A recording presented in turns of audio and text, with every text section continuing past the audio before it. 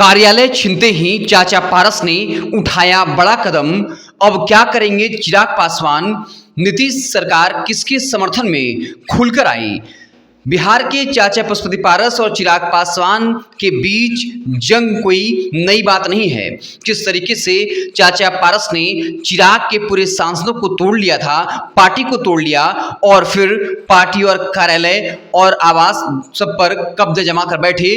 लेकिन वक्त का पासा ऐसा पलटा कि पहले पशुपति पारस एनडीए से साइडलाइन कर दिए गए, चिराग पासवान को 5 सीटें मिली और 5 सीट जीत गए, केंद्र में मंत्री बने और अब नीतीश कुमार से भी उनके अच्छे रिश्ते हैं, क्योंकि सियासत में ना कोई दोस्त होता है ना कोई दुश्मन, सब कुछ सियासी घाटा और फायदा पर निर्भर करता है। इसी को देखते हुए मात्र 4 जुलाई को जैसे ही चिराग पासवान ने नीतीश सरकार से ये गुजारिश की कि व्हीलर रोड स्थित कार्यालय उनके पार्टी के नाम किया जाए और बकायदा तुरंत नीतीश सरकार ये फैसला लेती है।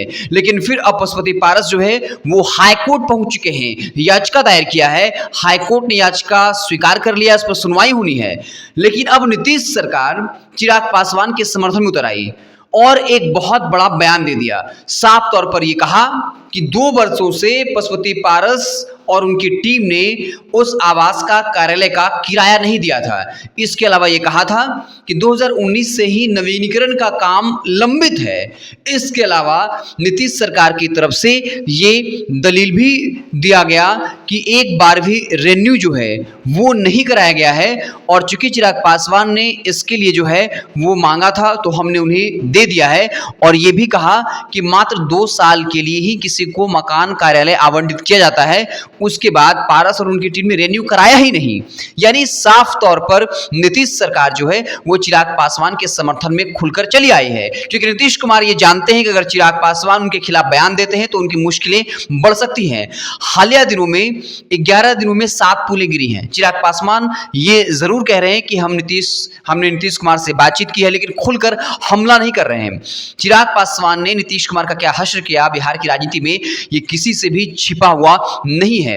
किस तरीके से जेडीयू को बिहार की तीसरे नंबर की पार्टी बना दिया, 45 सीटों पर समेट दिया था चिराग पासवान ने। लेकिन अब चिराग पासवान से नीतीश कुमार कोई दुश्मनी मोल नहीं लेना चाहते और जब चिराग पासवान ने लोकसभा चुनाव में अपने 5 प्रत्याशी को उतारा और 100% स्ट्राइक रेट से चुनाव जीती, जिसके बाद चिराग पासवान का कद जो है वो काफी बढ़ा है। पशुपति पारस जो है वो साइड लाइन हो गए हैं। एक वक्त पशुपति पारस ने चिराग को छोड़कर सारे सांसदों को अपने पाले में कर लिया था, मंत्री पद पर काबिज हो गए थे, कार्यालय पर काबिज हो गए थे और चिराग पासवान को सड़क पर लाने की कोशिश की थी। लेकिन अब चिराग पासवान पहले जो है वो तमाम अपने सांसद जितवाए, मंत्री बने, अब जो है वो कार्यालय पर कब्जा जो है वो जमा लिया है। तो चिराग पासवान के चाचा जो है वो हाईकोर्ट पहुंचे, लेकिन नीतीश सरकार ने वो वाजिब कारण बताए हैं। अब देखना होगा कि हाईकोर्ट में क्या कुछ सुनवाई होती है, फैसला किसके पक्ष में आता है। लेकिन जैसा कि नीतीश सरकार दावा कर रही है कि 2 साल से भाड़ा नहीं दिया गया था, रेन्यू नहीं कराया गया, मात्र 2 साल के लिए आवास आवंटित होता है, तो अब देखना दिलचस्प होगा फैसला किसके पक्ष में आता है। आप देखते रहें वेब समाचार। बहुत बहुत धन्यवाद।